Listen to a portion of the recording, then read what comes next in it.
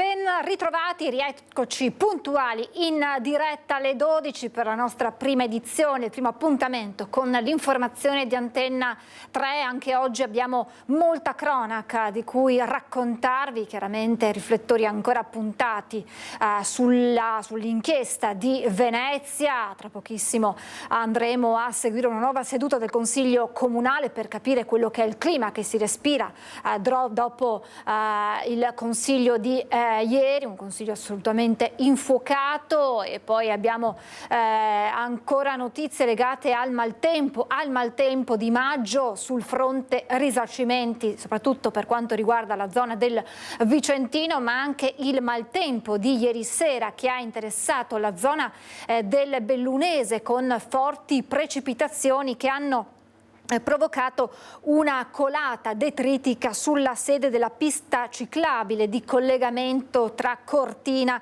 e Dobbiaco. Ebbene, l'amministrazione comunale ha emesso un'ordinanza di chiusura immediata del tratto interessato, questo per garantire la sicurezza di turisti e cittadini, ma anche per permettere agli operatori di intervenire prontamente per mettere in sicurezza l'area. I lavori di ripristino sono già stati programmati e si prevede di completare l'intervento entro gli inizi della prossima settimana. E poi la cronaca ci porta invece a Padova, perché dopo numerose segnalazioni di spaccio il questore ha disposto la chiusura per 30 giorni di un bar di via San Salvatore, siamo a Camin. La decisione dopo numerosi episodi di pericolosità sociale riscontrati dai controlli della polizia. 7 giorni fa era stato arrestato all'interno del locale un nordafricano che aveva ceduto per 40 euro una dose di cocaina. In un controllo precedente dentro al locale era stata rilevata la presenza di pregiudicati. Da qui la decisione di sospendere la licenza per 30 giorni al titolare, un cittadino cinese di 26 anni. E poi ci spostiamo a Treviso, dove la Guardia di Finanza ha scoperto e bloccato una frode fiscale attuata tra il 2018 e il 2022 attraverso falsi contratti d'appalto per oltre 10 milioni di euro nel settore delle pulizie per alberghi e ristoranti in Veneto, Friuli, Venezia, Giulia, Lombardia, ma anche nelle province di Bologna, Firenze, Lucca, Massa, Carrara. Tra le persone denunciate alla Procura della Repubblica di Treviso per i reati di somministrazione fraudolenta di manodopera ed emissione di fatture per operazioni inesistenti al fine di conseguire un risparmio di imposte pari a circa 2 milioni di euro. E poi il drammatico incidente di ieri mattina lungo la strada regionale transpolesana. Un'ambulanza della Croce Verde di Adria ferma per soccorrere le persone coinvolte in un incidente, pronta a partire con un ferito a bordo, è stata travolta da un'auto pesante. Il bilancio: feriti 6 operatori sanitari, 2 sono in gravi condizioni. Ferma lungo la strada, i lampeggianti accesi, un ferito già caricato, pronto per essere trasportato in ospedale. È una tragedia quella che si è consumata lungo la strada regionale transpolesana, dove un'ambulanza della Croce Verde di Adria è stata travolta da un'auto, un Audi con targa tedesca, sopraggiunta in direzione Rovigo ad alta velocità. Il primo incidente intorno alle 8:40, quando un autoarticolato fermo in questa piazzola di sosta si è immesso lungo la Transpolesana. Un veicolo che sopraggiungeva si è scontrato con il mezzo pesante, a sua volta tamponato da una Fiat Panda. L'impatto dell'Audi con l'ambulanza è stato devastante. L'autista, un 57enne di Badia Polesine, è stato sbalzato a metri di distanza. Colpi terribili anche per l'infermiera all'interno, una professionista di lunghissima esperienza. Il bilancio finale di 6 operatori dell'ULSS 5 Polesana feriti. I più gravi l'autista, trasportato in elicottero all'ospedale Borgo Trento di Verona, e l'infermiera, trasportata a Padova. Tutti e 2 sono in prognosi riservata. Le condizioni degli altri 4 coinvolti, ricoverati negli ospedali di Legnago e Rovigo, non destano preoccupazioni. Sulla dinamica dell'incidente stanno lavorando i carabinieri della compagnia di Legnago per pochi metri, ma lo scontro è accaduto in provincia di Rovigo. Grande la preoccupazione tra i colleghi dei feriti, vicini a loro e alle loro famiglie. Noi siamo vicinissimi alle famiglie dei 2 operatori, l'autista, soccorritore e l'infermiere coinvolto. siamo sempre a disposizione per dargli anche un supporto morale. Siamo sempre qua noi. Un mestiere sempre più a rischio, aggiunge Davide Bonapace. Siamo sempre più allibiti da quello che sta succedendo, soprattutto per le figure professionali che una volta venivano chiamate angeli, che oggi sono dimenticate, dove a livello nazionale non c'è un riconoscimento contrattuale, dove a livello regionale c'è un riconoscimento ma non una giusta retribuzione. Parliamo da infermieri che fanno turni massacranti con retribuzioni minime, ad autisti che siano degli enti pubblici o enti privati con stipendi che anche là non sembrano veramente bassi. La squadra mobile di Rovigo sta interrogando 6 minorenni sottoposti anche a perquisizioni domiciliari legata all'aggressione ad una coetanea alla quale avrebbero strappato il cellulare filmando il tutto con i loro telefonini. Degli indagati 4 hanno un'età inferiore ai 14 anni. L'attività investigativa è iniziata a maggio, quando la madre della vittima aveva denunciato l'aggressione subita dalla figlia tirata da alcuni suoi coetanei in giardini in pieno centro città. La ragazza con i propri smartphone sarebbe stata accerchiata dai giovani che, riprendendo la scena con i propri smartphone, le avrebbero tirato i capelli e lanciato contro alcuni oggetti minacciandola con una pistola e un coltellino. La pistola ad aria compressa e il coltellino con apertura a farfalla sono stati trovati in possesso ad uno degli indagati, tutti accusati di percosse, minacce e violenza privata in concorso. Uno dei giovani risulta anche indagato per porto di armi e oggetti atti ad offendere. Ci spostiamo nel Vicentino, tenta di disfarsi della droga lanciandola dalla finestra, ma i carabinieri lo vedono, è arrestato per detenzione e cessione di stupefacenti a minore. I carabinieri di Malo hanno arrestato un uomo di Isola Vicentina trovato in possesso di 240 grammi di hashish. Il giovane è stato notato dai carabinieri mentre tentava di disfarsi, gettandolo dalla finestra della propria abitazione, di un involucro contenente della sostanza stupefacente. La successiva perquisizione domiciliare ha permesso ai militari dell'Arma di trovare un bilancino di precisione e, nascosta in varie fenditure delle pareti dell'abitazione, 240 grammi di hashish. Gli accertamenti hanno anche permesso di accertare la cessione di stupefacente ad un minore.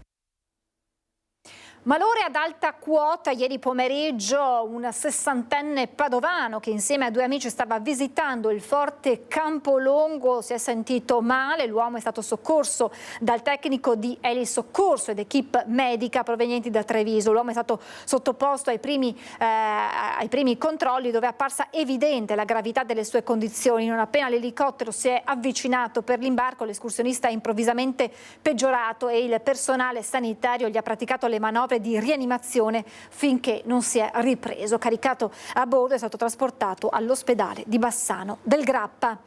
Truffati da un sedicente operaio dell'acquedotto e da un falso vigile urbano. Protagonista una coppia famosa, Giorgio Palese e la moglie Paola, che ci hanno raccontato la loro disavventura perché non succeda ad altre persone. Giorgio Palese, ci viene da dire che se capita a lei vuol dire che può capitare veramente a tutti. Per quello sono molto triste. Mi è capitato e probabilmente se lo fanno di nuovo ci casco di nuovo. Truffe agli anziani. Questa volta è capitato a Giorgio Palese e alla moglie Paola. Una storia come tante altre accadute in passato, con la variante del protagonista che dall'alto dei suoi 83 anni, da imprenditore, di truffe, raggiri e altri magheggi finanziari e non ne ha visti davvero tanti. Ma quello accaduto a casa sua oggi pomeriggio ha un che di teatrale. Sono stati talmente bravi, è stata una commedia di Totò. Così bravi da raggirare non solo lui, ma innanzitutto la moglie, attirata dal classico campanello del cancello d'entrata. E vedo un signore con una tuta dell'acquedotto, d'operaio, e mi dice: signora, siamo venuti a fare un controllo all'acquedotto. Sostanza acida sulla conduttura con effetti esplosivi, rilevabile da un sensore che l'uomo mette sotto ai rubinetti prima della caldaia al piano terra, poi al bagno padronale. In casa, dentro, in bagno, ha spruzzato perché io mi sono spostata per aprire un altro rubinetto e lui naturalmente, io senza vedere, l'ho fatto così e si è sentito l'odore di gas. E lì ti sei... E lì ho detto: mamma mia, qua c'è proprio un guasto. A quel punto l'operaio consiglia alla signora di prendere denaro e preziosi e metterli in frigorifero per evitare possibili esplosioni. Deve levare via tutto, mettere dentro su un sacchettino e lo proteggiamo in frigorifero. In frigorifero ho detto, io sono rimasta così, ho detto no guarda, le posso tenere ma io vado in giardino. No, dice in frigorifero perché lì sono isolati. Nel frattempo in casa si presenta un altro uomo vestito in tutto e per tutto da vigile urbano che intrattiene Giorgio Palesa. Si è messo qua, abbiamo parlato del più e del meno. Mi è stato talmente simpatico che come ho detto ti devo regalare il mio libro. E il Rolex? Allora mi ha detto che era in pericolo il Rolex. Dovevo metterlo in frigo. Passa qualche minuto e l'operaio con una radiolina parla ad una sedicente centrale e comunica alla coppia e al vigile che deve fare un altro intervento e i due spariscono in pochi istanti. E io allora quando ho visto che sono spariti sono andata nel frigo, ho guardato il mio sacchettino con le mie cose, era sparito. Resta l'amara consolazione che non c'è stata violenza, ma anche il dovere civico di non vergognarsi e divulgare l'accaduto. È una truffa agli anziani, questo non deve succedere, è immorale. Ma non sono arrabbiato con loro, sono arrabbiato con me stesso, non deve succedere una roba del genere. Per favore amici, non aprite la porta a nessuno.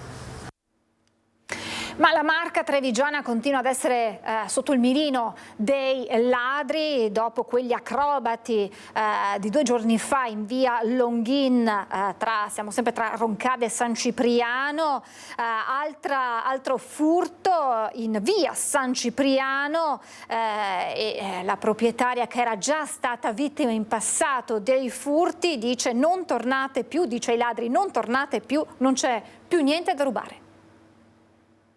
Basta, io a casa non ho più niente per nessuno. Quindi questo è l'appello ai ladri? Sì, questo è l'appello per i ladri, io ho già dato, non ho più niente da dare a nessuno. È davvero esasperata la signora Francesca. In pochi anni 3 volte i ladri in casa e l'ultima visita ieri pomeriggio. Qua era tutto verde, era tutto chiuso da vegetazione praticamente. Guardato, la finestra questa. Entrai da qua praticamente. Entrai, andati in stanza, andati dentro in casa e ha portato via quello che ha trovato. Ladri attenti a tutto, anche le bottigliette d'acqua. 6:30 ieri sera mi sono accorta. Ma lei è tornata a casa dal lavoro? Sì. E quindi ha trovato il lavoro e sì. Ha trovato la finestra aperta? Sì, mi sono accorta per una bottiglietta dell'acqua che prima non c'era sopra il tavolo, perché di solito la metto qua per dargli l'acqua. Quindi hanno spostato la bottiglietta d'acqua per entrare? Sì. Professionisti dello scasso, visto che hanno forzato l'infisso facendo saltare la ferramenta della blindatura. Rotto tutto, io ho proprio rotto tutti gli attacchi delle finestre blindate. Probabilmente sono i stessi ladri che poco prima avevano tentato di entrare in questa abitazione di via Garibaldi a Roncade senza risultato, ripiegando quindi sulla casa di via San Cipriano dove hanno rovistato ovunque portando via gli ultimi preziosi rimasti. Adesso ha già rimesso a posto tutto, immagino. È la prima roba che si fa. Di sì, tutte le lavatrici fatte, sì. Un po' ieri sera, un po' stanotte, un po' stamattina. E tra i cassetti rimessi a posto e i vestiti invece rimessi a lavare è saltata fuori anche una seppur magra consolazione. Il Megà sa un orecchino, l'unica roba che il Megà sa che gli è caduto. Mi è rimasto il ricordo dell'ultimo furto. E allora vi avevo anticipato in apertura gli aggiornamenti sull'inchiesta a Venezia. Tra qualche minuto torneremo in Consiglio Comunale a Caffarsetti con Ilaria Marchiori per seguire questa seconda seduta del Consiglio Comunale, ma facciamo un passo indietro. Torniamo alla giornata di ieri con tensioni, urla e polemiche in Consiglio Comunale dopo proprio la bufera giudiziaria che ha travolto Caffarsetti. Il sindaco Brugnaro, dopo un vertice di maggioranza ieri mattina, ha confermato si va avanti ma non si presenta all'Assemblea inviando una lettera. Insorgono le opposizioni, non si può andare avanti con questa situazione di missioni, chiedono appunto dai banchi dell'opposizione.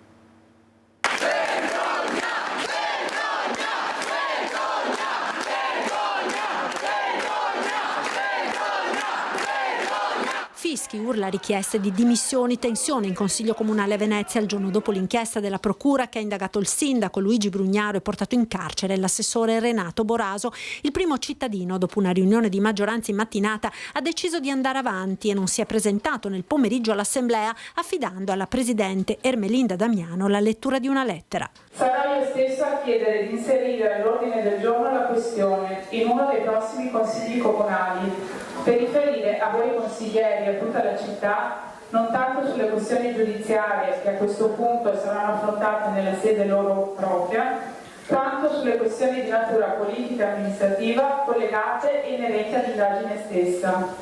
Non oggi, perché non ho alcuna intenzione di trasformare l'Aula in un campo di battaglia, senza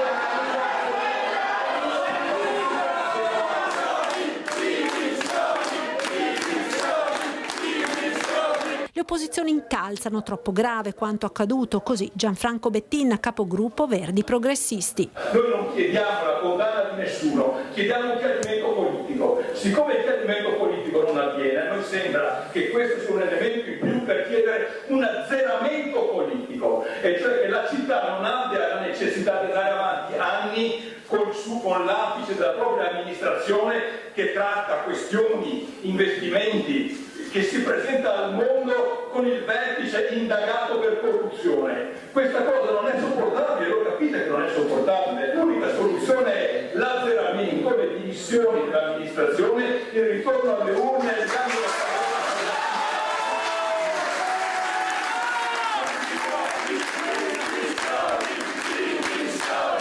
Dopo una sospensione il Consiglio decide di proseguire con i punti all'ordine del giorno come se nulla fosse successo, tra fischi, urla e polemiche. Qui c'è un problema anche di regolarità del Consiglio. Avete votato delibere senza che sapessimo cosa stava dicendo la Presidente del Consiglio. A questo punto qua, quelle votazioni che senso hanno? Che regolarità? Questa cosa di voler andare avanti come il pianista sul Titanic è una sfida alla città e rischia anche il ridicolo. Questa cosa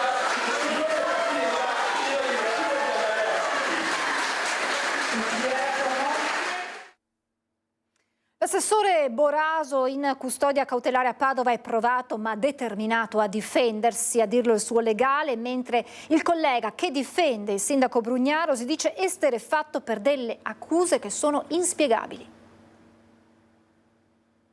L'ho visto provato, penso soprattutto alla sua famiglia, alla mamma, alla moglie, ma l'ho visto anche però determinato, devo dire la verità, determinato nel voler riuscire a dimostrare proprio che il suo operato è sempre stato corretto e sempre improntato alla trasparenza. Nel secondo giorno di detenzione nella casa circondariale di Padova, l'assessore Boraso parla tramite il suo legale, non nasconde preoccupazione per la famiglia e l'anziana mamma, ma è intenzionato a difendersi. Si è studiato l'ordinanza, ha cominciato a mettere giù degli appunti su tutto, attende di vedere il fascicolo per verificare le ipotesi accusatorie e quindi per prendere anche contezza degli atti di indagine, proprio per, a mio modo di vedere, per dimostrare proprio la sua innocenza. Ecco. Dal canto suo, l'avvocato nominato questa mattina come difensore di Boraso sta decidendo ancora come muoversi. Non è ancora stato fissato per me l'interrogatorio, non ho ancora gli atti, ho solo l'ordinanza. Spero che domani mi vengano depositati gli atti e quindi poi glieli porterò in carcere e cominceremo a studiarli. Esterrefatto, proprio come si è definito il suo cliente, l'avvocato del sindaco Brugnaro.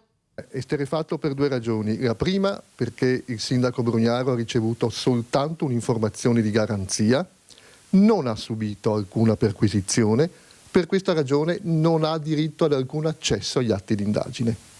Allora, se dobbiamo fare un ragionamento soltanto su informazioni di garanzia, non riusciamo a ragionare, perché non ci spieghiamo il senso dell'accusa. Rampinelli spiega la questione dei Pili e di Palazzo Papadopoli. Pili. L'accusa sembrerebbe ipotizzare un interessamento del sindaco per consentire l'edificabilità di questa vasta area.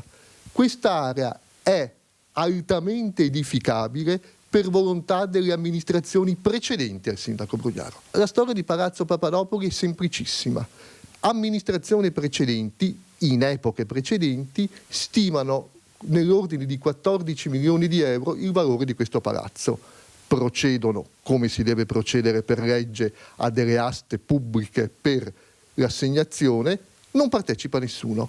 Successivamente, come prevede la legge, si deve rifare la stima.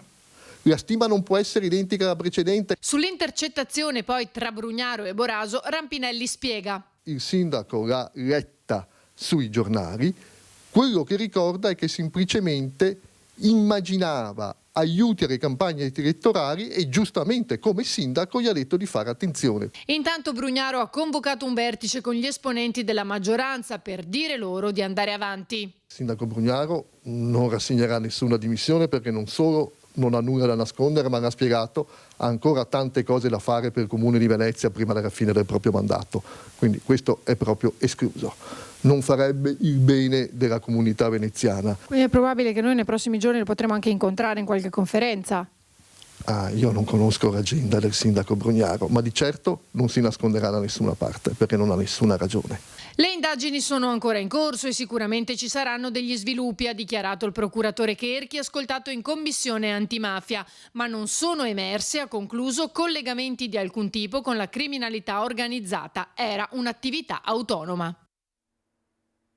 E sono numerose le intercettazioni che compaiono nelle oltre 170 pagine dell'ordinanza. Tra queste, una in cui l'assessore Boraso dice di voler fare una causa milionaria al Comune di Venezia per la questione della società Park 4.0 SRL.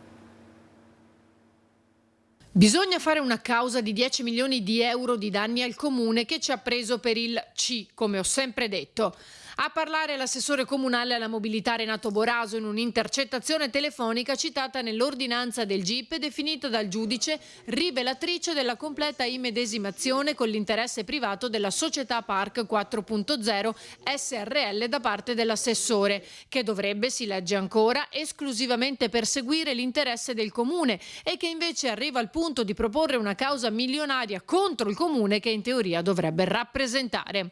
Boraso sta parlando con l'avvocato Zambelli, si legge ancora nell'ordinanza, come se fosse lui il titolare della Park 4.0, che rientra tra gli 11 episodi di corruzione contestati all'assessore, venuti a galla anche grazie alle intercettazioni che ancora una volta si sono rivelate fondamentali, come dichiarato dal procuratore Cherchi. Noi abbiamo sempre, non solo in questo caso, ritenuto che le intercettazioni di per sé non possono costituire prova di niente, perché bisogna valutare come vengono dette, quando vengono dette, come vengono rapportate tra i soggetti. Si può scherzare, si può dire cose serie. Ecco, noi abbiamo cercato di individuare all'interno delle intercettazioni le cose, come dire, serie, cioè quelle che effettivamente non potevano essere mal interpretate da noi, con gli accertamenti che la Guardia di Finanza ha effettuato con, come ho detto prima, con intelligente partecipazione all'indagine. Tra quelle più rilevanti, oltre le già citate nelle più di 170 pagine dell'ordinanza, anche quella tra Boraso e l'imprenditore rivierasco Fabrizio Ormenese, l'altro arrestato e portato in carcere. Ascoltami, si legge, quando è a posto con l'operazione, siccome tu mi hai dato una mano e tutto, io ti faccio un bonus di 200.000. Non ti ho detto niente, tu non sai niente. Il contesto è relativo alla vendita di un terreno dell'immobiliare Venezia nel 2022 per la quale Boraso avrebbe chiesto 40.000 euro tramite fatture fittizie.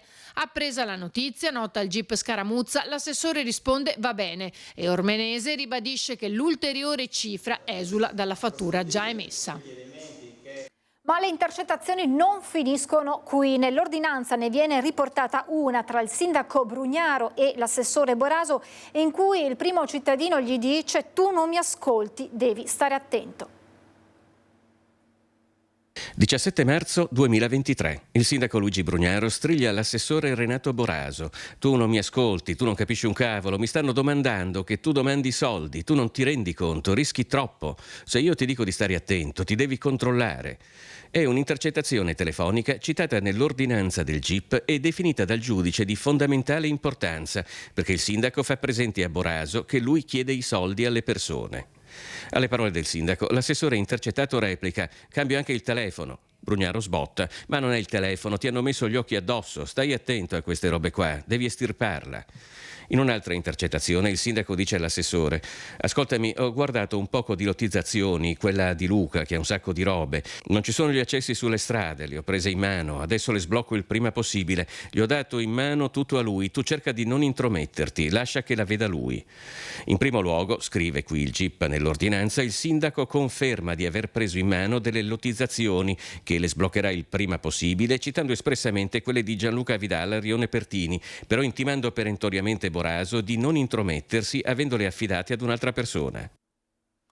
Lasciamo ma solamente per qualche minuto la vicenda dell'inchiesta di Venezia, perché tra pochissimo ci collegheremo con Ilaria Marchiori per seguire la seconda giornata di Consiglio Comunale a Ca' Farsette e torniamo a parlare di maltempo. Vi abbiamo raccontato delle precipitazioni di ieri a Cortina che hanno interessato la pista ciclabile con una colata detritica che ha richiesto la chiusura di quel tratto di pista, ma ci sono ancora gli echi dell'ondata di maltempo dello scorso maggio, soprattutto per un'area del Vicentino. A Malo si sono riuniti i primi cittadini appunto di Malo, di Isola Vicentina e Monte di Malo, hanno deciso di mettere insieme le proprie forze per farsi sentire con gli organi competenti sul fronte naturalmente dei risarcimenti. E allora ci colleghiamo con Luisa Bertini insieme ad Andrea Benetti, insieme proprio ad alcuni primi cittadini e alle loro spalle quello che è un po' il simbolo di questa ondata di maltempo. Buongiorno Luisa e buongiorno ai tuoi ospiti. Sì, buongiorno a te, buongiorno ai nostri telespettatori. Dicevi bene, questo è un po' il simbolo di quella che è stata l'ondata di maltempo del 16 maggio, perché ci troviamo proprio sopra al Ponte delle Galline che dall'ondata di piena del fiume è crollato completamente il 16 maggio. Come vedete ad oggi la situazione è questa. Io sono in compagnia del sindaco di Malo, del sindaco di Isola Vicentina e del sindaco di Monte di Malo, proprio perché per la questione risarcimenti hanno deciso di mettere insieme le proprie forze e di far sentire la loro voce anche agli organi competenti. Dunque, sindaco, il primo passo che farete sarà un incontro in prefettura anche con altri primi cittadini delle zone colpite dall'ondata di maltempo di maggio. Sì, allora abbiamo chiesto anche con il sindaco di Marostica, che oggi qui non è presente, un incontro in prefettura con il prefetto e tutti i rappresentanti istituzionali e degli enti che sono stati coinvolti per capire quali sono i passi che dobbiamo adottare e quali risposte dobbiamo dare ai nostri concittadini. Ecco, quindi avvierete un tavolo di confronto con la prefettura, vi incontrerete le prossime settimane? Sì, incontreremo la prefettura, ma come ho detto poc'anzi anche i nostri rappresentanti politici a livello nazionale. Perché anche da quello che sentiamo e da quello che c'è del percepito, anche eventuali ulteriori tagli a livello dei bilanci comunali, quindi minor trasferimenti e quindi minor parte corrente che ci serve sia per la manutenzione ordinaria sia per accedere anche eventualmente a mutui e quindi ripristinare opere pubbliche danneggiate dalle due fasi dell'alluvione, comporterebbe una crisi e un collasso del bilancio comunale e questo vuol dire minor sicurezza ai nostri cittadini e minori risposte. Ecco, secondo una stima dei danni soltanto nei vostri 3 comuni, mi rivolgo anche al sindaco di Isola Vicentina, la stima dei danni sarebbe attorno ai 20 milioni di euro soltanto per il patrimonio pubblico, però c'è anche il fronte dei cittadini e dei privati molto colpiti a Isola Vicentina, quindi sui risarcimenti si chiede soprattutto agli enti preposti una risposta veloce. Sì, ci siamo adoperati per fare massa critica e fare in modo di portare l'attenzione giusta e dovuta anche per considerare appunto questi danni ai privati. Parliamo di quasi 50 milioni di euro stimati che devono anche però essere misurati e le raccolte poi anche dei danni, delle dichiarazioni dei danni devono ancora essere avviate e questa inerzia, se vogliamo dirla così, nonostante le risorse messe a disposizione del governo, preoccupa anche i cittadini, perché non si capisce quanto tempo debba ancora passare per iniziare questa misurazione e poi rendere reale il numero e capire di quante risorse abbiamo necessità per rispondere alle perdite e ai danni subiti dai privati cittadini. Rimangono anche però sul territorio i segni della devastazione degli eventi alluvionali di maggio, e serve dare una risposta anche ai comuni, perché ci sono opere da realizzare, prevenzione da mettere insieme, quindi noi non vogliamo essere contro qualcosa, vogliamo essere propositivi nel coinvolgere tutti gli enti governativi, gli enti regionali e gli enti anche sovraordinati, che sono quelli del Genio Civile e i consorzi, per fare in modo di fare una massa critica e ottenere le risorse necessarie per il territorio. Ecco, il problema delle risorse che attanaglia ovviamente i comuni. Sulla questione tagli, lei prima diceva abbiamo ricevuto delle briciole come risorse. Sì, siamo veramente molto preoccupati, in quanto tutti i comuni, sia quelli piccoli che anche quelli medi, quelli più grandi, hanno problemi di bilancio in questi periodi. Non è facile tirare avanti un ente avendo sempre meno risorse a disposizione, soprattutto quando ti trovi ad affrontare delle situazioni emergenziali come quelle che abbiamo affrontato, quando abbiamo messo a disposizione tutto ciò che avevamo in casa, cioè anche il poco avanzo di amministrazione che avevamo, per cercare di tappare le falle su questo sistema e cercare di fare un po' di prevenzione. Però non è sufficiente, dobbiamo impegnare maggiori risorse che non abbiamo. Francamente è per questo che abbiamo unito le forze, per cercare di avere maggiore forza rispetto anche ad un sistema che deve darci delle risposte, perché altrimenti noi non possiamo tirare avanti con i nostri enti per molto tempo, nel senso che obiettivamente abbiamo già riconosciuto dei debiti fuori bilancio per far fronte a queste emergenze e non possiamo andare oltre. Ecco, l'avete sentito. La situazione del territorio resta critica, si chiedono risposte veloci relativamente ai risarcimenti, sia per quanto riguarda i comuni sia per quanto riguarda i privati cittadini. Intanto io ringrazio i 3 sindaci che sono stati con noi e restituisco la linea allo studio. Luisa Bertini, e grazie naturalmente anche ai sindaci per averci fatto sentire la voce del territorio. Noi ci fermiamo per la pubblicità, subito dopo andremo a Cafarsetti per seguire la seconda giornata di Consiglio Comunale, ma poi parleremo anche dell'esperienza degli studenti nelle aziende in quella che è definito l'apprendistato duale. A tra poco.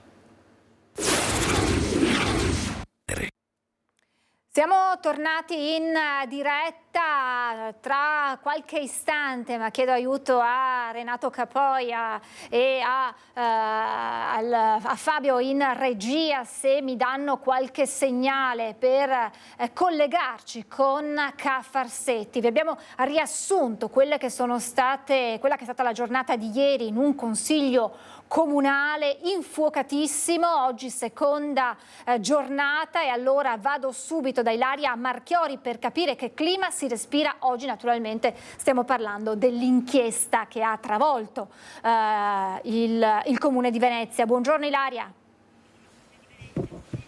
Buongiorno a te Francesca, buongiorno ai nostri telespettatori. Il clima che si respira è decisamente più disteso di quello di ieri. Ora alle mie spalle non vedete più nulla perché oggi il Consiglio si è concluso, è stato approvato il bilancio. Qui insieme a me c'è Giuseppe Sacà, il capogruppo del Partito Democratico in Consiglio Comunale, e ci spiega perché la giornata di oggi in Consiglio Comunale è decisamente con toni tutt'altro che quelli accesi di ieri. Devo dire intanto buongiorno a tutti che la situazione è ancora drammatica e siamo davanti a un'emergenza democratica. Noi oggi ovviamente siamo venuti in Consiglio Comunale perché speravamo che la notte avesse portato consiglio il sindaco Brugnaro, che quindi oggi si presentasse a riferire politicamente di quanto sta accadendo. Purtroppo il sindaco continua a nascondersi. Oggi più che mai davanti a quello che sta accadendo, e vorrei sottolinearlo, non è semplicemente un sindaco indagato, che è già una cosa molto grave, non è semplicemente, se così si può dire, un assessore alle carceri purtroppo, ma è tutta la macchina amministrativa, le funzioni apicali della macchina amministrativa che sono state indagate, dal direttore generale al vice capo di gabinetto a diversi funzionari apicali delle partecipate. Questo mai era successo nella storia del Comune di Venezia, una situazione appunto gravissima, e questo vuol dire per l'opposizione ancor più rispetto a ieri stare nelle istituzioni e controllare gli atti amministrativi che ci vengono proposti. Ciò non toglie che il sindaco deve venire a riferire, infatti oggi presenteremo le firme perché venga convocato un consiglio straordinario. Ciò non toglie che davanti a un atteggiamento così irresponsabile di un sindaco che non si fa vedere, che non ci mette la faccia, che non dimostra il coraggio di venire a riferire al Consiglio Comunale e quindi alla città, non ci possono essere che le dimissioni davanti a questo scenario veramente inquietante che si è aperto davanti agli occhi di tutti noi, perché qui per la prima volta manca la fiducia e la trasparenza negli atti amministrativi che vengono sostanzialmente approvati dal Comune di Venezia. Mai era successo una cosa del genere nella storia del Comune di Venezia e quindi insomma noi crediamo che l'amministrazione debba trarne le conseguenze e fare un passo indietro, si va da elezioni e poi saranno ovviamente i cittadini a decidere qual è il futuro politico di questa città. Ci tengo a sottolineare che noi è da anni che denunciamo come sia il conflitto di interessi un cancro all'interno di questa amministrazione, che il blind trust sia tutt'altro che cieco e denunciamo uno stile padronale nella gestione della macchina pubblica. Non solo sono state azzerate le municipalità, il Consiglio Comunale è sempre stato sbeffeggiato, ma troppo. Così appare, poi aspetteremo ovviamente il lavoro della magistratura, che anche parti, non tutta ovviamente, ma parti dell'amministrazione siano state in qualche maniera travolte da questo stile padronale che ha sempre contraddistingue l'agire politico di Brugnaro. Ora la politica deve tornare al governo. Ciò accada, bisogna andare alle urne. Noi del centro-sinistra abbiamo una piattaforma politica ben definita che va dai temi della residenza, al turismo, dell'economia, dei servizi sociali e quindi siamo pronti a misurarci col giudizio degli elettori e siamo pronti a riportare la fiducia nell'amministrazione, che è la cosa più importante che oggi deve essere ripristinata nella nostra città. Lei dice bisogna andare presto alle urne, voi avete da tempo questa piattaforma, dunque voi pronti. A questo punto immagino che starete già iniziando a pensare a un eventuale candidato. Ma adesso ovviamente noi siamo e evidentemente stiamo anche ragionando perché c'è l'elezione diretta, quindi il candidato sindaco o la candidata sindaca è ovviamente un anello importantissimo. Stiamo discutendo, ma ribadisco, noi siamo pronti ad andare alle urne appena venissero convocate. Per noi deve essere il prima possibile davanti a una vera e propria emergenza democratica. Ieri il sindaco Brugnaro, tramite il suo legale, a parte che aveva diramato una nota già 2 giorni fa in cui si diceva esterrefatto, che non capiva il motivo dell'accusa. Ricordiamo che tra l'altro è stato recapitato questo avviso di garanzia, come ha detto il procuratore Bruno Cherchi, a tutela per informarlo che si stava indagando, che si stavano cercando di fare accertamenti proprio per quanto riguarda appunto il blind trust. Ieri appunto attraverso il suo avvocato lui ha fatto sapere che non ha alcuna intenzione di dimettersi, che non si sta nascondendo, ma che ha intenzione di continuare e di arrivare alla fine del suo mandato perché ha ancora molto da fare per la città. Voi però continuate a dire, deve venirlo a dire vis-à-vis, perché vogliamo una spiegazione e vogliamo incontrarlo. È difficile affermare che non si sta nascondendo quando è 2 giorni di consiglio comunale che chiede a gran voce che venga e lui non si è presentato, quindi francamente noi siamo costretti a raccogliere le firme per un consiglio straordinario, quindi affermare che non si sta nascondendo francamente insomma, è sotto gli occhi di tutti, che invece proprio quello che sta facendo è nascondersi. Non assumere la responsabilità politica di quanto sta accadendo. Questo è un fatto gravissimo, quindi non resta che il sindaco faccia un passo indietro e si torni a votare. Ecco, allora io ringrazio Giuseppe Sacca. Prima di salutarci vi ricordo che appunto mentre il sindaco Brugnaro ha detto che non ha alcuna intenzione di dimettersi, l'assessore Renato Boraso, tramite sempre il suo legale, ha detto che invece sarebbe anche disposto a farlo, ma che comunque lui chiarirà tutto, che è innocente e quindi ha tutta l'intenzione di lottare e di difendersi. Stiamo aspettando anche di capire tramite i legali quando saranno gli interrogatori, si parla proprio delle prossime ore, i prossimi giorni, quindi poi ne renderemo conto anche nel corso delle nostre edizioni informative e serali. Ringrazio nuovamente Giuseppe Saccaio qui da Venezia, restituisco la linea allo studio.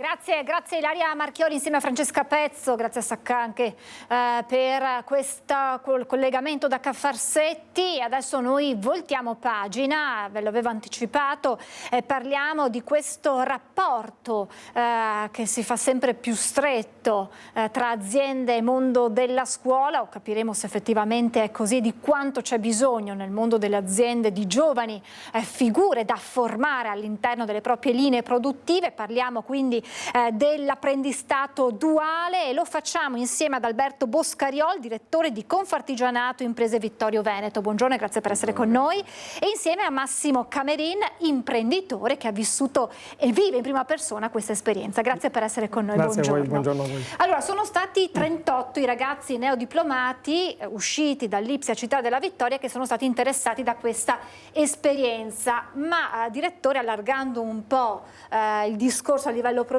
il numero è importante di ragazzi che appunto entrano nel mondo delle aziende.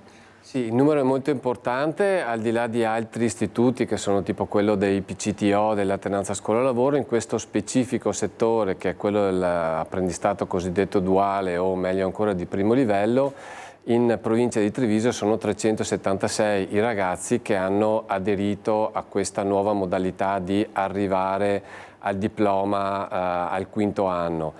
Siamo la seconda provincia dopo Verona in Veneto, quindi sono dei risultati che ci fanno ben sperare per il proseguo, perché comunque il lavoro da fare è ancora molto, perché le esigenze delle aziende sono sempre più impellenti data la mancanza continua di persone, e uso il termine persone, non quello di personale, perché in realtà il problema è sociale, quello della mancanza di persone, ma poi perché le attività hanno necessità di questo tipo di figure, e quindi questo modo è un modo molto interessante e molto importante per avvicinare il mondo della scuola al mondo dell'azienda. Io colgo subito la palla al balzo per quanto ha detto il direttore Boscariol Camerin, per chiederle se effettivamente questa mancanza di personale, questa difficoltà a reperire personale c'è, la vivete sulla vostra pelle tutti i giorni, rispetto voi che avete una storia decennale alle spalle come impresa rispetto al passato. Sì, ovviamente oggigiorno, in questi momenti qua, viviamo proprio questa situazione dove purtroppo non troviamo più persone, ragazzi che escono dalle scuole sono pochissimi che vanno a scuola in questi, diciamo così, contesti produttivi, dalla meccanica all'elettrotecnica, all'elettronica, e per cui sentiamo effettivamente questa mancanza. Io del resto mi ricordo da quando sono nato, l'attività è nata, diciamo, abbiamo avuto sempre un rapporto anche con la scuola, tramite il Confartigianato e con l'alternanza scuola-lavoro. Un'alternanza scuola-lavoro che era di 15-20 giorni, i ragazzi venivano, capivano cos'era un'azienda, eccetera. Oggigiorno, soprattutto in questi ultimi 10-15 anni, è più difficile per loro, c'è la necessità che questi ragazzi proprio entrino nell'azienda, perché le aziende non hanno più tempo di aspettare. Le aziende vogliono tecnici, perché ormai diciamo così, lo sviluppo tecnologico, l'innovazione a livello globale, perché siamo in un contesto globale, ci spinge a voler persone che siano già specializzate. È comunque difficile, perché non è che uscendo da scuola tutto si sia imparato già, però c'è già una buona strada per cominciare, diciamo così, un percorso diverso. E qui io vedo che i ragazzi che vengono sono contenti. Chiaramente bisogna trovare anche delle metodologie diverse magari da quelle che abbiamo affrontato, perché per questione di tempo, di tempistica, magari il rapporto tra scuola e l'azienda stessa. Però, diciamo, secondo me è fondamentale, perché anche le scuole hanno avuto in questi ultimi decenni poche risorse, anzi quasi nulle, per investire, per poter stare al passo con le tecnologie, con gli investimenti anche che ci sono nelle aziende, e per cui queste cose, diciamo, hanno pesato e pesano soprattutto alle nostre aziende del territorio. Quindi è logico che, se vogliamo, non ce ne sono tanti che vanno a scuola, dicevo prima, no? E quindi quei pochi che ci sono dobbiamo cercare di curarli il più possibile. Ecco, direttore, questi ragazzi erano ragazzi degli ultimi 2 anni, giusto? Sì. E in che modo hanno lasciato per un po' i banchi di scuola e sono entrati nel mondo delle imprese, e che imprese sono state coinvolte in questa esperienza? Allora, il percorso nasce un po' l'anno precedente perché, come dicevo prima, questa è un'attività importante che necessita di un percorso anche preparatorio. Quindi per un anno quasi noi abbiamo, assieme alla professoressa Picchi, che è stata un po' il motore obiettivamente di questo tipo di percorso, abbiamo incontrato le aziende, abbiamo detto loro di che cosa si tratta, abbiamo incontrato le famiglie per spiegare questo tipo di processo, dopodiché con l'anno scolastico 2022-2023 i ragazzi che hanno approcciato la quarta superiore dell'Ipsia di Vittorio Veneto hanno cominciato a questo tipo di progetto che prevede 11 settimane all'anno di presenza in azienda come se fosse presenza a scuola, quindi la presenza in azienda vale tanto quanto la presenza sui banchi. Questo ha permesso loro di impratichirsi molto di più, di fare delle esperienze che sono ulteriori rispetto a quelle che sono quelle scolastiche, riescono a mescolare le competenze che assumono a scuola rispetto a quelle che assumono nel mondo del lavoro e quindi hanno cominciato questo tipo di attività. Oltre a queste 11 settimane c'è una possibilità di fare altre 100 ore di lavoro che sono ore di lavoro a tutti gli effetti remunerate perché appunto si tratta di un contratto di apprendistato vero e proprio per cui i ragazzi all'età di 18-19 anni hanno potuto avere un loro sia pur minimo cedolino paga, hanno aperto una posizione INPS, quindi anche dal punto di vista diciamo così lavorativo e previdenziale hanno una possibilità e hanno avuto un'opportunità che i loro colleghi magari avranno dopo un paio d'anni, hanno possibilità di aderire a fondi pensione, a tutto quello che riguarda un po' anche il loro futuro e comunque hanno in mano un contratto di lavoro e sono effettivamente pagati poi anche per quello che fanno. Poi in base a quello che è il rapporto tra il ragazzo e l'azienda, questi possono essere anche ulteriormente allargati per quanto riguarda le vacanze di Natale, le vacanze di Pasqua, l'attività estiva, quindi ci può essere un ulteriore sviluppo e al termine dei 2 anni i ragazzi escono portando all'esame di maturità questa loro esperienza, che è un'esperienza in più rispetto a quello che hanno fatto i loro colleghi. Le aziende specifiche presso cui sono stati avviati questi tipi di rapporti sono imprese fondamentalmente della meccanica e della carpenteria, piccole e medio-grandi, e attività dell'impiantistica, quindi impiantistica elettrica, impiantistica termoidraulica, e quindi molto spesso, anzi quasi sempre, attività legate direttamente al territorio, perché una cosa anche da considerare in questo aspetto è che portiamo i ragazzi del territorio a lavorare nel territorio e per il territorio, perché le piccole aziende artigiane, lo ripetiamo sempre, sono aziende che vivono nel territorio, operano nel territorio, i loro dipendenti sono nel territorio, i prodotti poi molto spesso vanno nel mondo e ovunque in questo, però tutto quello che è poi la redditività dell'impresa viene anche reinvestita nel territorio, perché la piccola impresa artigiana sponsorizza la piccola squadra di calcio, perché la piccola impresa artigiana sta, diciamo così, aiutare quelle che sono le piccole e altre realtà locali, e quindi è tutto un sistema che promuove il territorio sia dal punto di vista aziendale che dal punto di vista lavorativo. Adesso capiremo anche quanti di questi ragazzi che vivono questa esperienza poi effettivamente restano in quelle aziende o restano in quel settore o preferiscono prendere altre strade, e poi chiederò se rispetto alla domanda che arriva dall'azienda l'offerta è sufficiente. Però devo interrompere un attimo, andare a Cassugana con la nostra Elena Dal Forno insieme a Nicoletta Rizzetto in compagnia del sindaco Mario Conte, del comandante della polizia locale Andrea Gallo, perché si è appena conclusa la conferenza stampa che ha illustrato un'implementazione del sistema di videosorveglianza sul fronte sicurezza, che è sempre un tema molto caldo. Buongiorno Elena e buongiorno ai tuoi ospiti.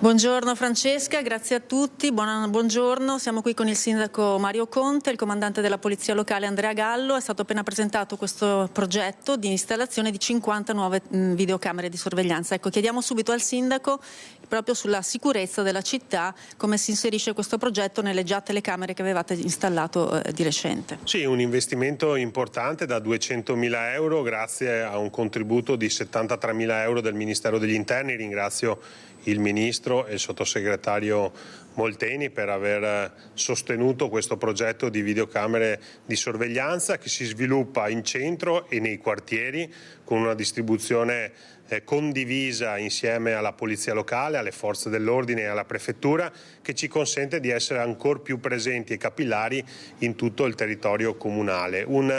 Un'installazione che prevediamo di realizzare entro fine anno, tempi tecnici della gara d'appalto, che si aggiunge alle altre già presenti 200 telecamere, quindi per un totale di 250 telecamere. Con orgoglio dico anche che nel mio primo mandato, in questo anno del secondo, siamo riusciti a installare 150 telecamere per un investimento da 550.000 euro. Quindi continuiamo ad alzare l'asticella della sicurezza nel nostro territorio. Ringrazio il comandante Gallo, tutta la Polizia Locale e ringrazio tutti i cittadini che grazie alle loro segnalazioni e alle denunce ci consentono di andare a fare queste installazioni in modo puntuale e sartoriale in base a quelle che sono le esigenze del territorio.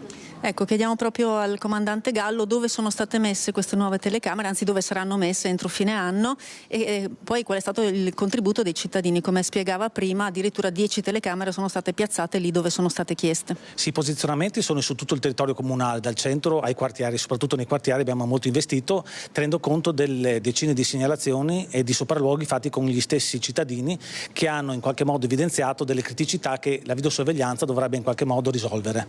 Non è una bacchetta magica, ma è un sistema di prevenzione e repressione molto molto importante, che viene messo a disposizione anche delle forze di polizia, naturalmente, della città, che utilizzano quotidianamente anche loro questo sistema di videocamere. Pertanto, diciamo, come diceva il sindaco, entro fine anno contiamo di installare tutte queste 50 telecamere e di farle funzionare perfettamente e a disposizione di tutte le forze di polizia.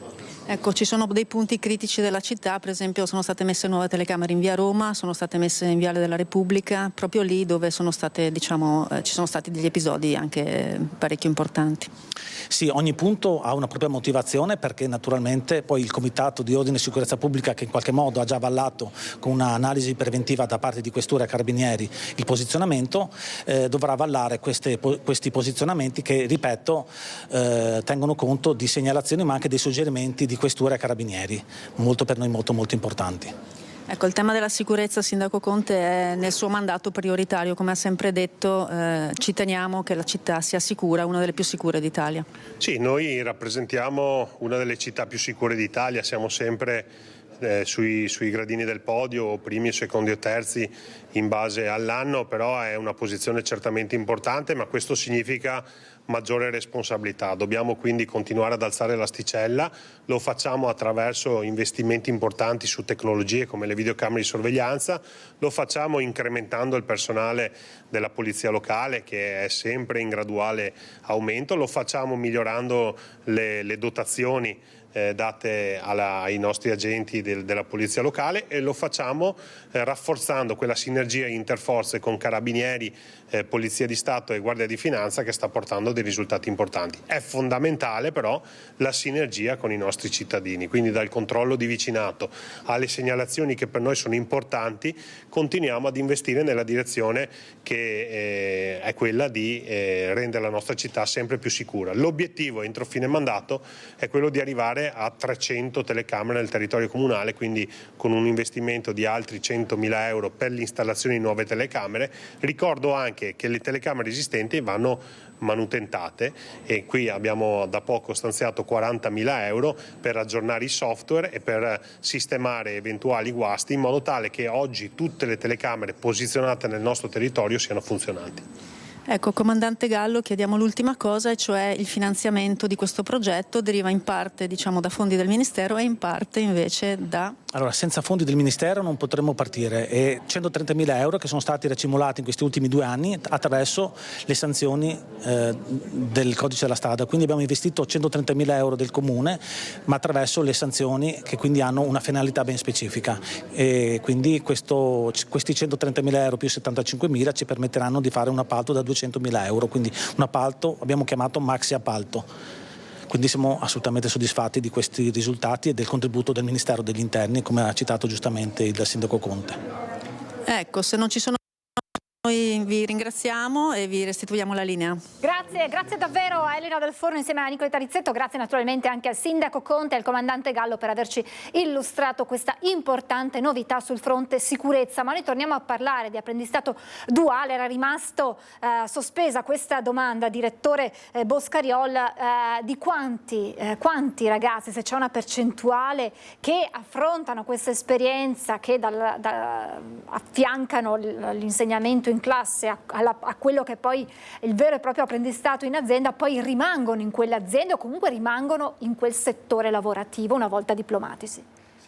La maggior parte dei ragazzi fortunatamente rimane. Diciamo che i 2 anni di presenza in azienda aiutano molto, perché contrariamente a quello che accade quando un giovane si approccia ad un'azienda, qui abbiamo diciamo così, la copertura dei 2 anni nei quali l'imprenditore e l'allievo possono conoscersi, capirsi, reciprocamente adattarsi, e quindi è onere, diciamo così, dell'imprenditore quello di fare in modo che il ragazzo in qualche maniera si innamori dell'azienda, perché poi questo è un po' anche il senso di questo progetto, e quindi quando l'imprenditore riesce a far apprezzare la propria azienda, le proprie lavorazioni, ma proprio la struttura che compone tutta quanta l'attività, diciamo che i risultati sono soddisfacenti, i ragazzi capiscono, e tranne casi particolari che sempre ci sono, ma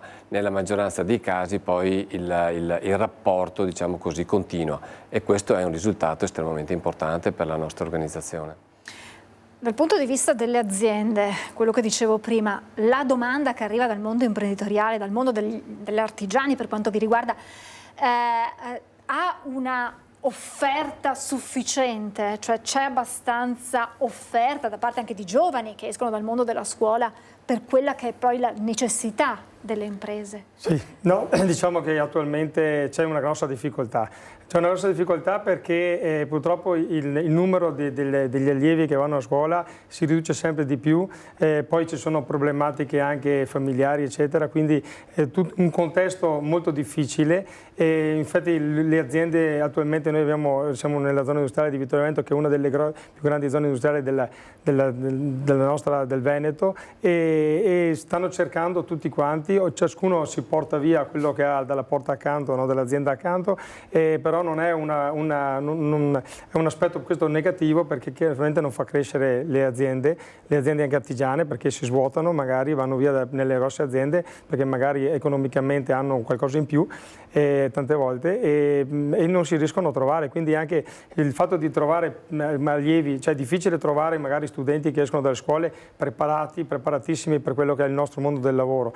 È chiaro che bisogna continuare a insistere a costruire, e magari questo fatto anche dell'apprendistato duale sicuramente è un qualcosa in più di positivo, che sicuramente è un aspetto che può contribuire sicuramente a far crescere le aziende stesse, e anche a far inserire da subito i giovani in queste aziende, e anche a far sì che siano più pronti, diciamo, di quello che sarebbero in questo momento, insomma, ecco, fino adesso, perché purtroppo la tecnologia, il mondo, e anche le automazioni, tutto quello, la meccatronica eccetera, sono tutti argomenti che sono di attualità, ma che purtroppo a volte alle scuole non si affrontano, nelle scuole superiori, e magari nelle aziende già si fa, quindi loro riescono già a creare, già a avere queste opportunità di crescita, di insegnamento. Anche perché le aziende devono avere il tempo materiale per insegnare a questi ragazzi, per affiancarli. C'è questo tempo, alla luce della carenza di personale, delle commesse da evadere, di tempistiche che si accorciano sempre di più? Sì, non è sempre facile. Ho visto che tante aziende, i miei colleghi di altre attività, di altre aziende, si lamentano sempre perché non riescono magari a sopperire a questa necessità di stare dietro ai ragazzi, agli allievi. In realtà io con i miei collaboratori abbiamo sempre cercato di dare una mano, di inserirli, di affiancarli, no? Per poter far sì che possano imparare, vedere, conoscere tutti gli aspetti delle attività. Cioè, so che è difficile, ma bisogna arrivarci, nel senso, se vogliamo costruire qualcosa di positivo anche in questi ragazzi, perché se i ragazzi hanno passione nella materia che stanno facendo a scuola, studiando a scuola, è giusto dare anche a loro delle conoscenze e lo spazio necessario, perché altrimenti, e io vedo che tante volte sono molto contenti perché riescono a fare le cose nella teoria, le vedono nella pratica, ed è fondamentale secondo me oggigiorno. Non è più come un tempo quando la teoria e la pratica che era nella scuola stessa era già un qualcosa di grosso spessore, per cui quando uno usciva dalle scuole era già a buoni livelli. Oggigiorno, come dicevo prima, con l'innovazione e la tecnologia che è sempre più avanti e sempre più che cambia in continuazione, è difficile che questi ragazzi possano stare al passo. Già le aziende fanno fatica loro stesse a stare al passo, questo sicuramente. Ma il mondo dell'artigianato, direttore, è sufficientemente attrattivo per i giovani d'oggi? Sottolineo d'oggi. Sì, secondo noi sì, è assolutamente attrattivo, perché è quell'ambito che permette ai ragazzi e alle persone in senso lato di sviluppare più di tutti la loro personalità. Questo secondo noi è un aspetto importante che ci contraddistingue e che vogliamo continui a contraddistirci, soprattutto nei confronti delle aziende grandi o comunque molto più istituzionalizzate. Nel mondo dell'artigianato, se una persona ha il desiderio di progredire, di avanzare, di capire, di imparare e anche di avere un ritorno economico, ha la possibilità. Certo è necessario avere, come dicevo prima, una struttura iniziale di un certo peso, perché l'impresa artigiana richiede molto, l'impresa artigiana dà molto, ma l'impresa artigiana richiede anche molto, richiede tempo, richiede passione, richiede applicazione, ma risponde anche poi per quanto riguarda il rapporto umano che si instaura con il datore di lavoro e con i colleghi di lavoro, ma anche quello che può essere una prospettiva futura di lavoro. Attività come l'impiantistica, come la meccanica, come l'autoriparazione, come i servizi alla persona sono realtà che in questo momento stanno vivendo un momento di passaggio generazionale che è molto difficile, perché come dicevamo prima si fa difficoltà semplicemente a coprire i posti che vengono dismessi, ma che proprio per questo nel futuro avrà una grande importanza e anche una grande possibilità dal punto di vista delle soddisfazioni economiche e professionali. Quindi sicuramente il mondo dell'artigianato è il mondo che nel futuro potrà dare molte soddisfazioni. Una domanda che faccio ad entrambi: dalla vostra esperienza, com'è cambiato l'approccio al mondo del lavoro dei ragazzi? Una volta si cercava il posto fisso, si cercava di scalare e di far carriera. Oggi, direttore, prima lei e poi a Camerin, che cosa cercano i ragazzi oggi? Beh, indubbiamente bisogna fare delle dovute diciamo così, considerazioni, però nella maggioranza dei casi diciamo che quello che lei diceva prima è molto meno presente. Oggi i ragazzi, nella stragrande maggioranza dei casi, vivono l'attività lavorativa come ciò che gli permette di fare tutt'altro.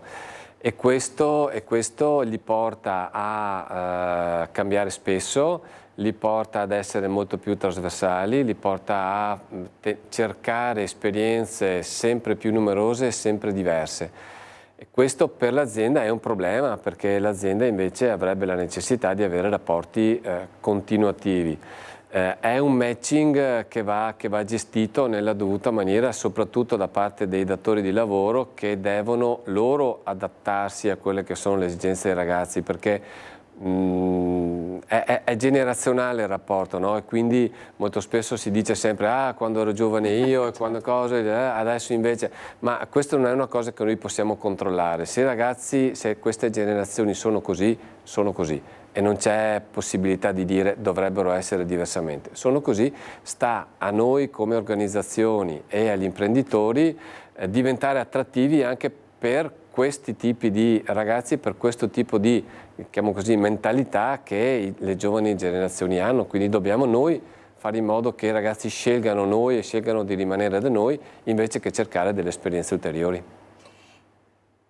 Bisogna adeguarsi, dice il direttore, a quelle che sono le nuove generazioni, anche perché questo comporta un continuo turnover all'interno delle aziende, cioè ci si porta via il dipendente, si va alla caccia del dipendente, lo si porta via a vicenda e quindi questo poi crea un circolo vizioso che può diventare può anche danneggiare la realtà di un'impresa, è così? Sì, certo. Sì, diciamo che io come realtà, come attività abbiamo sempre diciamo così, accolto i ragazzi delle scuole per l'alternanza scuola-lavoro prima, adesso con l'apprendistato duale, no? Nella speranza che poi magari per l'attività che abbiamo, per la molteplicità delle cose che facciamo, diciamo così, potessero anche rimanere. Non sempre questo accade, ma come diceva il dottor Boscariol, il problema è proprio loro che sono, diciamo così, hanno una visione diversa un po' della vita probabilmente, e nonostante tutto che possano fermarsi per motivi economici, per il fatto di star bene nell'attività o di fare quello che a loro piace, il problema secondo me è proprio di voler provare esperienze nuove anche nello stesso ambito, anche nello stesso settore, e magari anche in altri leggermente differenti, finché magari trovano quella situazione, quella cosa. Magari è successo a me, è capitato che qualcuno è andato e magari è anche tornato, magari fa esperienze all'estero, anche quelli che hanno fatto l'apprendistato duale adesso non si sono fermati, hanno intenzione di fare altre esperienze anche all'estero, magari poi torneranno, magari con un bagaglio magari positivo maggiore, e quindi potranno essere reinseriti in azienda o magari in altre aziende. Però voglio dire, è difficile oggigiorno, questi giovani non c'è la passione di fermarsi su un posto, eccetera. Magari è una cosa anche tra virgolette positiva di crescita, forse probabilmente determinata anche dal fatto che non hanno forse acquisito quella padronanza, quell'esperienza globale che magari forse una volta avevamo noi, no? Nel tempo, no? E quindi alla fine della scuola oppure dopo qualche anno di lavoro. Loro cercano altre opportunità per crescere, per rafforzarsi, perché sanno comunque che di anni ne avranno parecchi davanti, insomma, ecco. Quindi può darsi che questa esperienza, questo modo di loro sia vissuto in questa maniera qua, insomma, ecco. Insomma, abbiamo capito bene come funziona, quelle che sono le prospettive, le opportunità e dai ragazzi e dal mondo delle aziende. L'ultimissima proprio chiusura, direttore Boscariol, è importante che le scuole, che hanno un ruolo fondamentale, partecipino a queste iniziative. Sappiamo che è faticoso anche per loro, anche per gli insegnanti, che devono chiaramente poi modulare le materie, il proprio curriculum anche in base a questo, però è fondamentale che ci sia questa continua collaborazione scuola-impresa.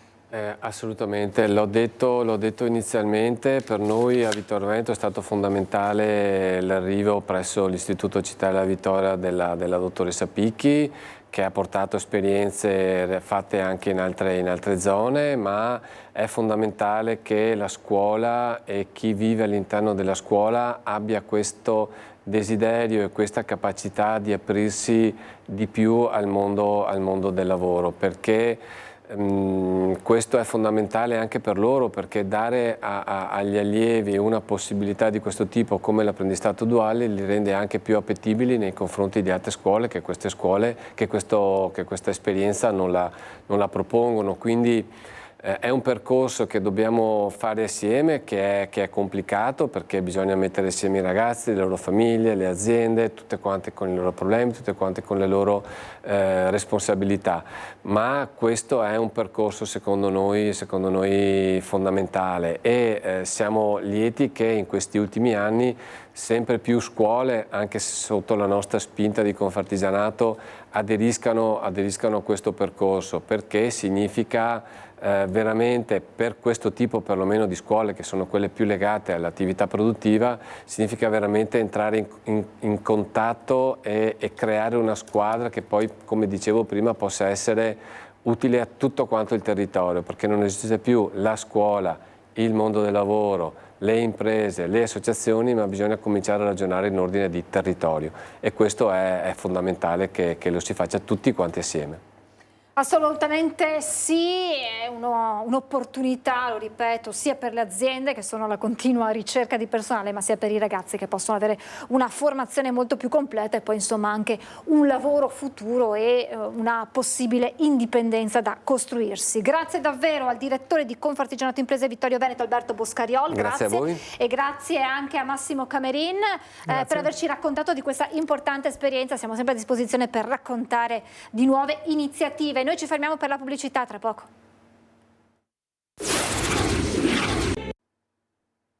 Rieccoci in diretta, due notizie di cronache battute dalle agenzie. La prima che riguarda un'operazione della Guardia di Finanza che ha sequestrato 2 discariche abusive nei comuni di Carré e Chiuppano. Secondo le indagini delle Fiamme Gialle, le aree per 2.500 metri quadrati complessivi erano utilizzate per depositare senza autorizzazione grossi elettrodomestici non funzionanti, biciclette, ciclomotori e mobili, tutto materiale che di norma viene stoccato negli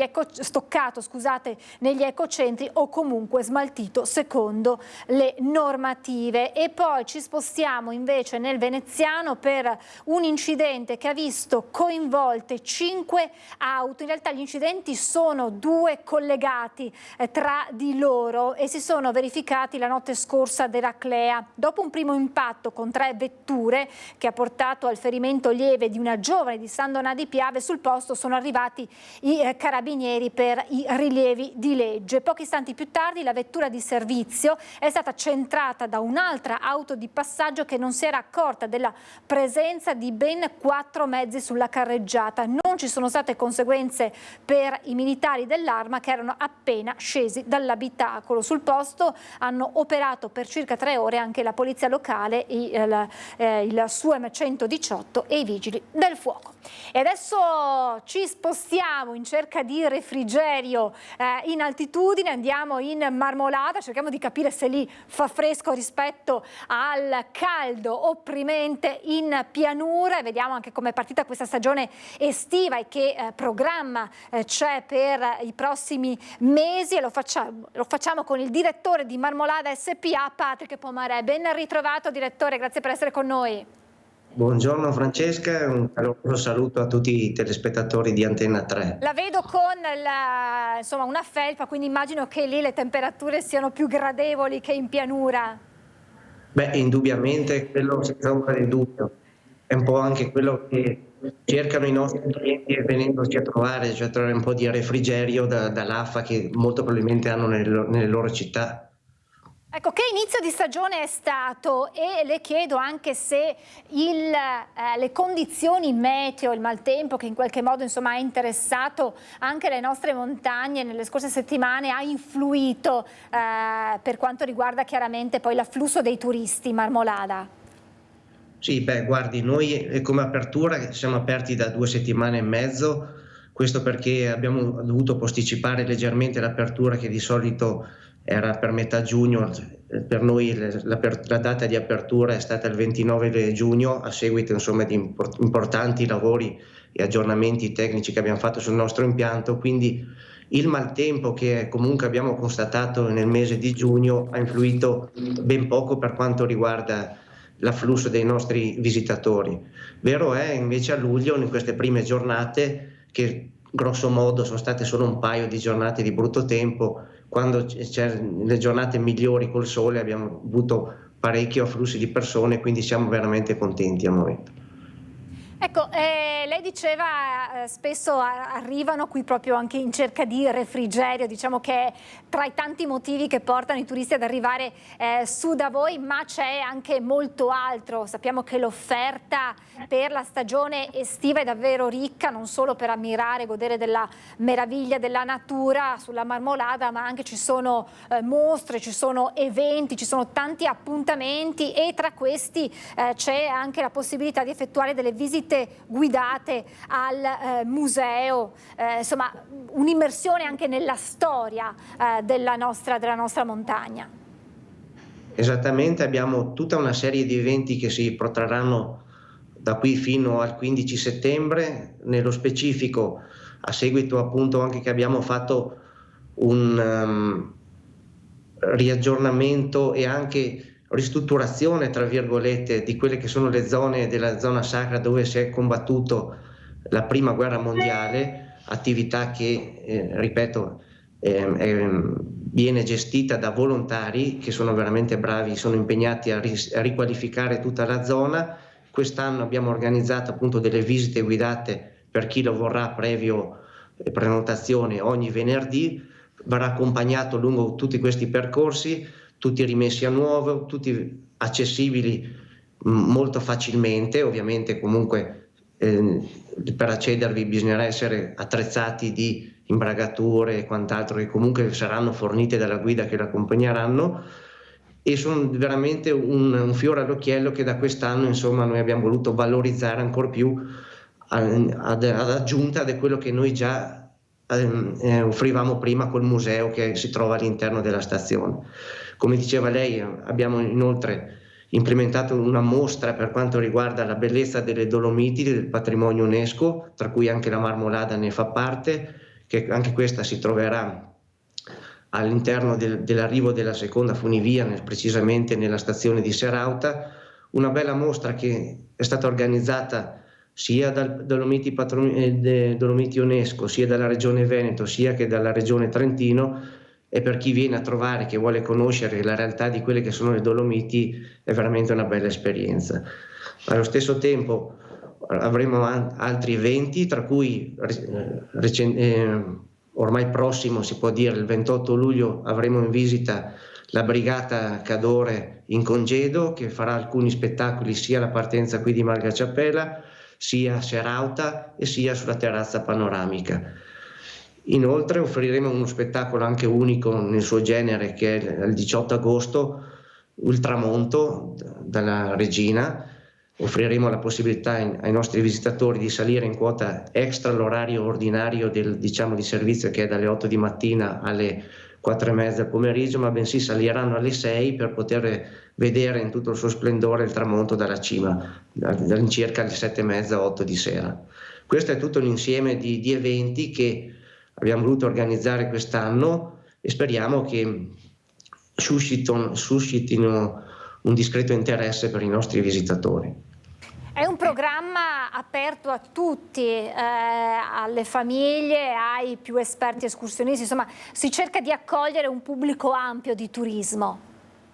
Sì, è molto variegato, perché noi puntiamo appunto a poter dare la possibilità a tutti di vedere questo panorama, chi più esperto con diverse attività, come le ho accennato prima, appunto escursioni all'aperto, invece chi è meno esperto, ma comunque già solo semplicemente con l'accesso alla e sul punto più alto, insomma 3265, anche se non è proprio pratico, diciamo, della zona per fare le escursioni esterne, può comunque ammirare tutto il circondario delle Dolomiti che si vede attorno. Io ne approfitto perché abbiamo parlato spesso anche nei nostri telegiornali della montagna vissuta in sicurezza. Spesso sentiamo di escursionisti che arrivano ad alta quota senza l'attrezzatura necessaria, chi addirittura in infradito, senza la preparazione che serve in questi casi. Dal vostro osservatorio speciale notate una maggiore consapevolezza su come va affrontata e rispettata la montagna da parte dei turisti che arrivano? Beh, guardi, per quelli che vengono da noi, sono sincero, è più che un turismo di gente di città, che non è che vive la montagna nel senso di scalate o quant'altro, ma vengono semplicemente per poter visitare le montagne circostanti in sicurezza. Noi come lo facciamo? Lo facciamo trasportandoli semplicemente con un impianto, li facciamo rimanere all'interno di zone delimitate da noi e noi che reputiamo sicure, cioè che quindi valutiamo che sia adatte a tutte le tipologie dei nostri visitatori, e quindi da questo lato noi riscontriamo che c'è una buona attenzione da parte del cliente che viene da noi, anche perché comunque prima di poter affrontare la salita noi li mettiamo, diciamo, a conoscenza di quelle che sono le eventuali problematiche o come posso dire, pericoli per la propria incolumità. L'ultimissima domanda è legata un po' anche al tema che abbiamo trattato prima con gli ospiti precedenti, ed era quello sulla necessità di trovare personale, la carenza di personale che in modo trasversale riguarda molte voci della nostra economia. Sappiamo, perché ne abbiamo parlato tantissimo negli anni scorsi, che anche il settore turistico pagava un prezzo molto alto. Per quanto vi riguarda è un tema che sentite, o tutto sommato, magari anche rispetto agli anni scorsi, va meglio da questo punto di vista? Ma diciamo che concettualmente la realtà della nostra azienda, quando parlo per il settore degli impianti a funi, è una realtà ormai consolidata negli anni, quindi significa che il personale che noi abbiamo al nostro interno è qui da molti anni e mediamente ho visto che rimane sempre, salvo il fatto che magari non raggiunga l'età pensionabile oppure altre esigenze di andare via. Quindi per quanto riguarda l'aspetto del trasporto funerario, no. Non nego che invece sotto l'aspetto della ristorazione e quant'altro in questi ultimi 2 anni c'è una difficoltà a reperire più personale, ma io la ragiono anche nell'ambito montano, perché vedo che anche l'estate chi è un stagionale magari preferisce per certi versi fare la stagione al mare perché è più lunga, fa più mesi, diversamente in montagna la stagionalità si aggira all'incirca su 3 mesi, quindi c'è questa direzione di scegliere come scelta, però obiettivamente non vedo grosse difficoltà come rispetto agli altri anni. Insomma, è pronto, è tutto così allestito per accogliere i turisti. Ormai da 2 settimane Marmolada si è fatta bella ancora di più per offrire al turista che adora le montagne il meglio di sé. Abbiamo sentito dal direttore Pomarè quanto il programma di eventi sia davvero ricco da qui alle prossime settimane. Grazie davvero al direttore di Marmolada SPA, Patrick Pomarè, buon lavoro e naturalmente siamo pronti a venire nella Marmolada per ammirare tutta la sua bellezza. Grazie davvero direttore, buon lavoro. Rosy, saluti a tutti. Grazie davvero, grazie. Insomma, abbiamo fatto questo viaggio nella bellissima Marmolada, natura, ma insomma anche eventi, mostre, museo, per ammirare anche la storia che riguarda questo nostro gioiello. Abbiamo ancora una notizia di cronaca di cui raccontarvi che arriva dal Padovano. 2 nuovi arresti per lo spaccio di stupefacenti a Padova, individuato dalla polizia un alloggio al Portello dove si vendevano e consumavano eroina, hashish, marijuana, metadone e farmaci. Un appartamento dove comprare la droga e consumarla direttamente lì, sul posto, dove si poteva trovare ogni tipo di stupefacente e anche farmaci e metadone acquistati con ricette mediche false. La polizia ha disposto gli arresti domiciliari per 2 persone accusate di aver acquistato droga e medicinali con ricette false. L'indagine era partita dopo la morte per un mix letale di metadone e cannabinoidi di un 28enne padovano nel 2022.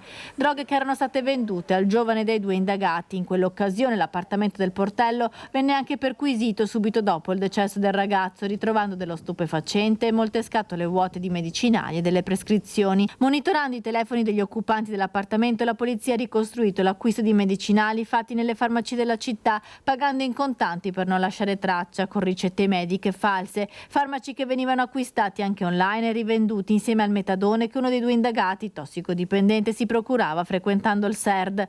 Il secondo indagato invece metteva a disposizione l'appartamento per consumare la droga e i farmaci che rivendevano ai loro clienti. Un giro consolidato e florido che aveva trovato nella casa del Portello un luogo sicuro per consumare e acquistare illegalmente lo stupefacente. I 2 indagati sono ora agli arresti domiciliari, per loro è stato disposto anche l'uso del braccialetto elettronico. Siamo quasi in chiusura, vi ricordo un appuntamento da non perdere. Domenica, dalla cerimonia solenne alla benedizione per la città, Venezia rinnova il voto secolare per la liberazione dalla peste. Domenica 21 luglio dalle 19 in diretta su Antenna 3 la Santa Messa celebrata dal Patriarca di Venezia, Monsignor Francesco Moraglia, dalla Basilica del Santissimo Redentore alla Giudecca. Per l'occasione il telegiornale di Treviso andrà in onda dopo la celebrazione. E noi siamo davvero in chiusura, vi ricordo gli appuntamenti con l'edizione serale dei nostri telegiornali a partire dalle 18:30 con il telegiornale regionale. Io adesso vi lascio alla pubblicità, il meteo prima, poi la pubblicità e poi il documentario Sopra la sabbia e il mare, Danang in Venezia, e poi a seguire il film Incendiari. Grazie per averci seguito e buon proseguimento di giornata naturalmente su Antenna 3, arrivederci.